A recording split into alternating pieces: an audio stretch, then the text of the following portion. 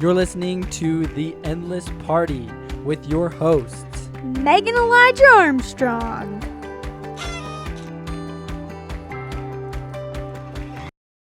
Hello, everybody. Welcome back to The Endless Party. We are so glad to have you here with us. So let's just jump right in. Today's title of this podcast is Seek First to Understand Before You Are Understood Party. And we want to talk about a couple of things in this podcast, but one of the things is the understanding of listening. And this just goes back to... Actually, before I go there, let's just think back to a time that you were engaged in a conversation with somebody else, and you were the only one engaged in the conversation with somebody else. Oh, that's the worst. Right, so like... They are just completely disengaged. They are either waiting to interject and tell you a story that they just remembered, or they're on their phone.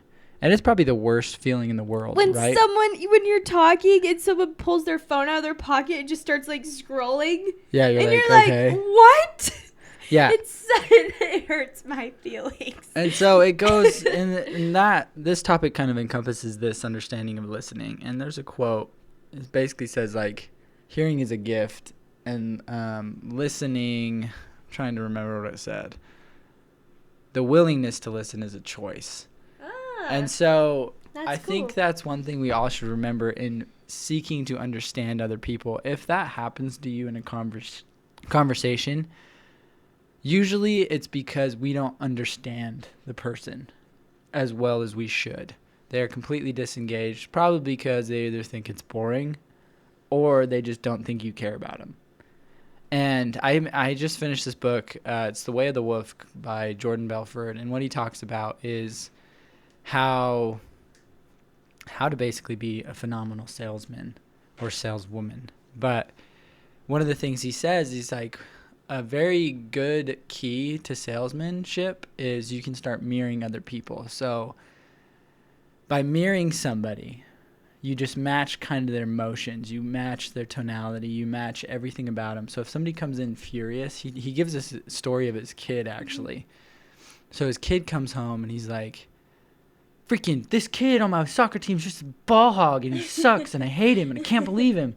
But so he just storms off to his room, and Jordan's like, man, what am I going to do about this? Like, so he goes into his room equally upset.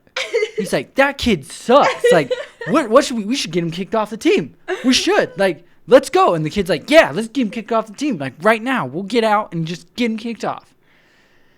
And then Jordan takes a deep breath, and then he goes, you know what? That kid must have some real problems if he's a ball hog. I wonder if he's having a hard time at home. And his son all of a sudden just like disengages, and he's like, you know what, Dad, you're probably right. And then he's like, Jordan's like, yeah, I kind of feel bad for the kid. And then the son's like, yeah, me too. Like, he probably has a rough home life. And he's like, do you still think we should get him kicked off the team? He goes, no, I'll figure something else out. Oh, that's cool. And so it's just this understanding of like, Jordan's really, without realizing it, he sought to understand his son by equally matching his rage, his fury. And then he was able to change the whole tone of the situation because he matched him. And then by matching him, his son matched Jordan. Right? And so it was just his way of being able to understand his son in a better way. And then all of a sudden he was able to switch.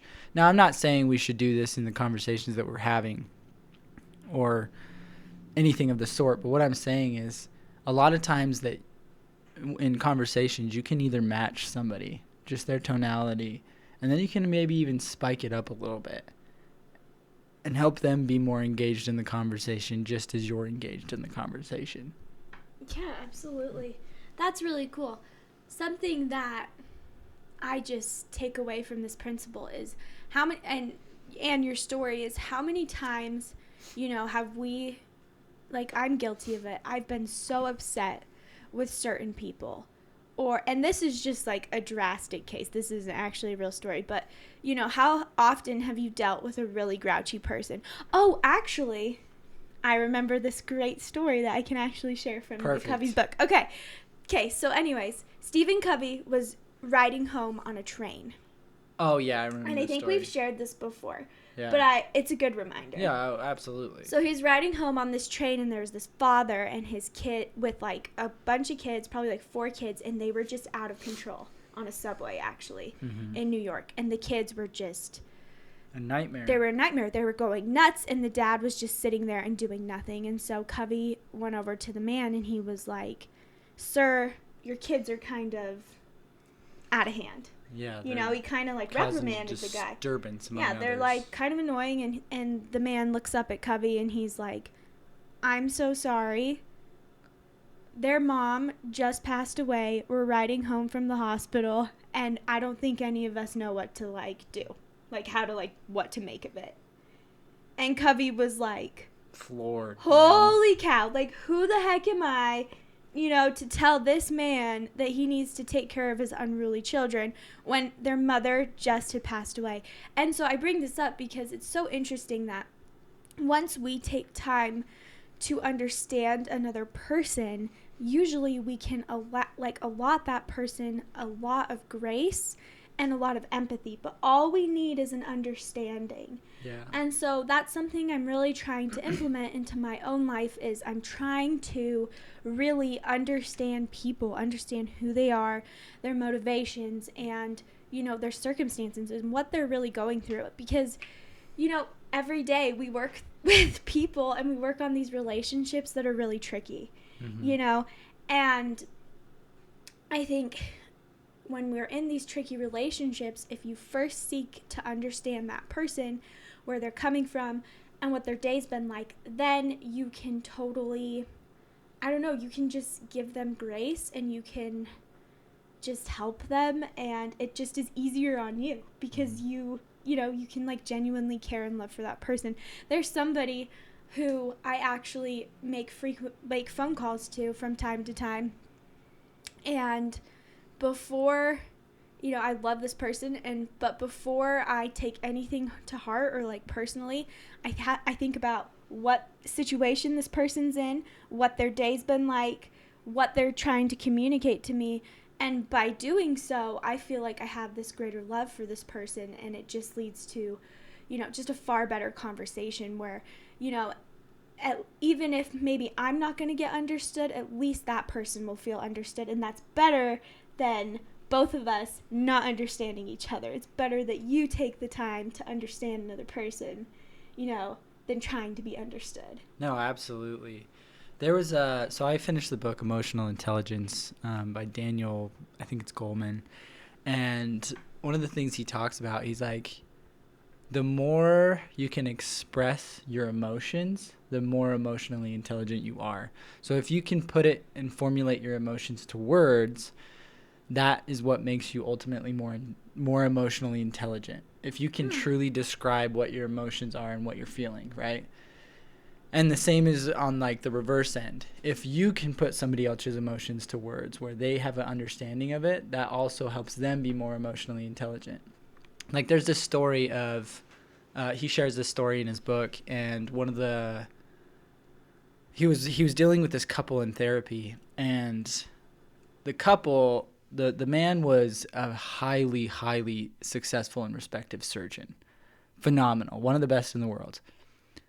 And his wife complained about how, like, disengaged and, like, stupid her husband was. Oh, dear.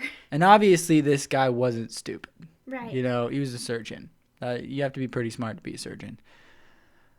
But what he found was that the husband had no grasp of emotional intelligence. Like, he was so disengaged in the conversations with his wife because, like, he just didn't care.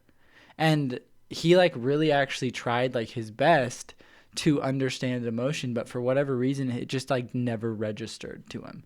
He was just, like, what's that? What do you say he like, about certain people? that just had like zero personality. Just like a dry piece of bread. Yeah, that's what it is. He was like a dry piece of bread, right? Like a piece of cardboard. Because he just always, it's like, if you guys have ever seen, my dad was a huge Star Trek fan, and Spock, right, in the Star Trek movie, he had no emotions, right? He was just logic. And that was her husband.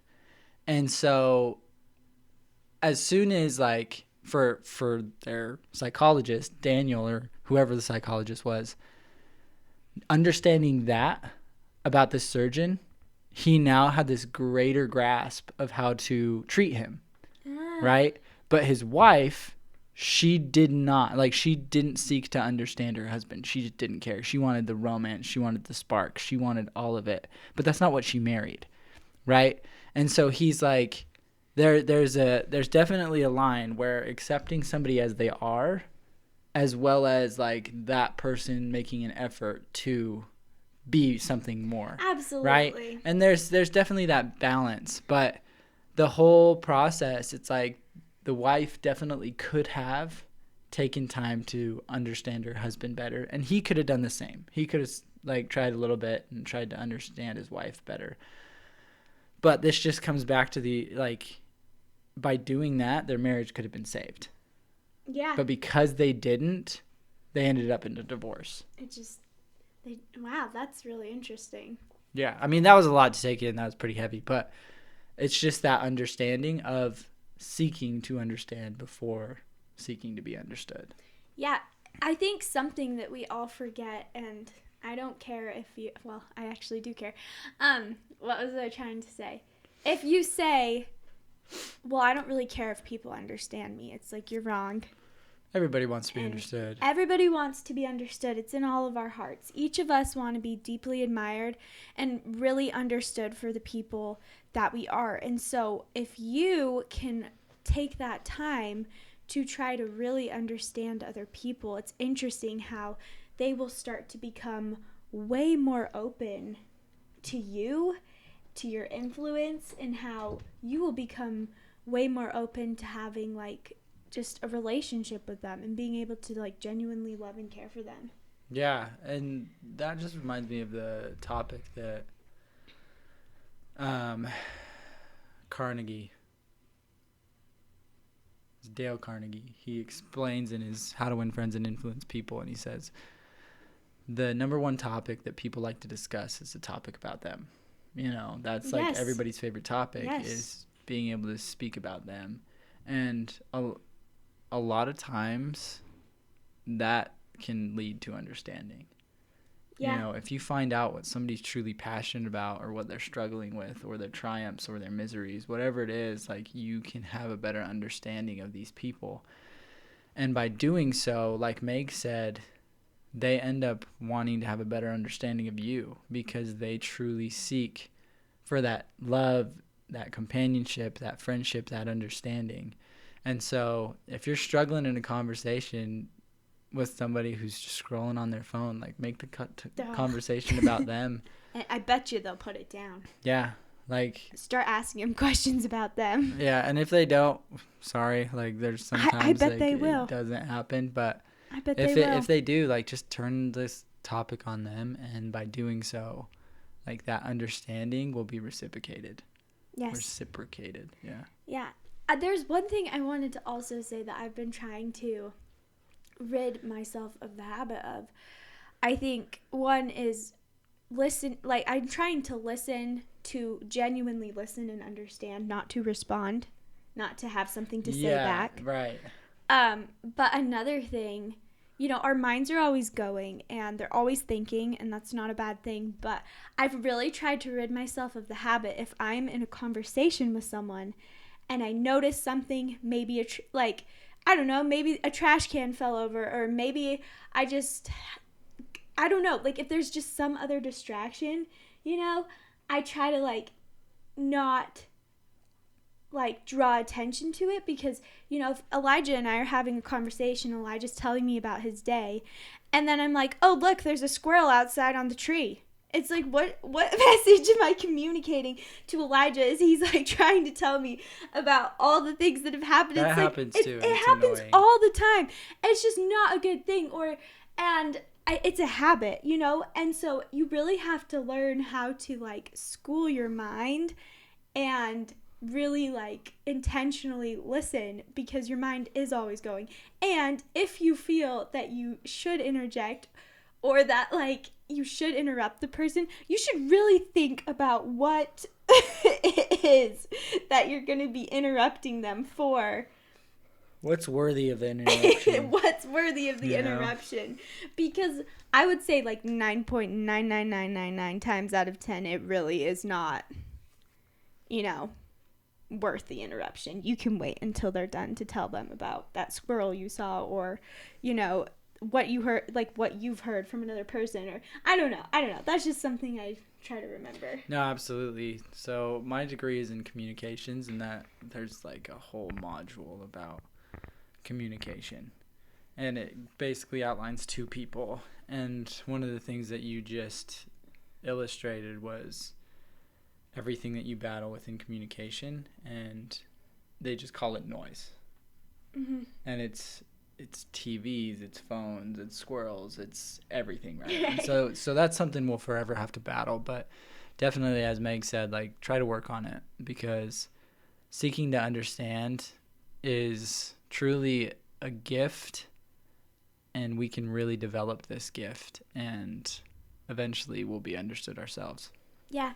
The last thing I want to share is just the importance of, Elijah mentioned a little bit, but it's the importance of understanding in a marriage. And I think because Elijah and I seek out to give each other the benefit of the doubt, and I feel so truly understood and accepted by my spouse, that I now can be that person that seeks to understand other people. Because at the end of the day, I know that I have one person who understands everything about me and loves me, and so then I have the capability to go and help everybody else. So if you're looking for someone to understand you, start with your spouse. Yeah. Start with that relationship. Absolutely. Well, thank you guys so much for listening. Get out there and seek to understand before you are understood, all right? Anyways, until next time, take care. Goodbye. You've been listening to The Endless Party. Please feel free to join us over at our website, theendlessparty.com, for more of our content. Also, we would love to hear from you. Leave some comments and let us know what you're interested in us talking about. Seriously, like, subscribe, leave a 5-star rating, whatever it is the platform says to do, so that we can keep partying together.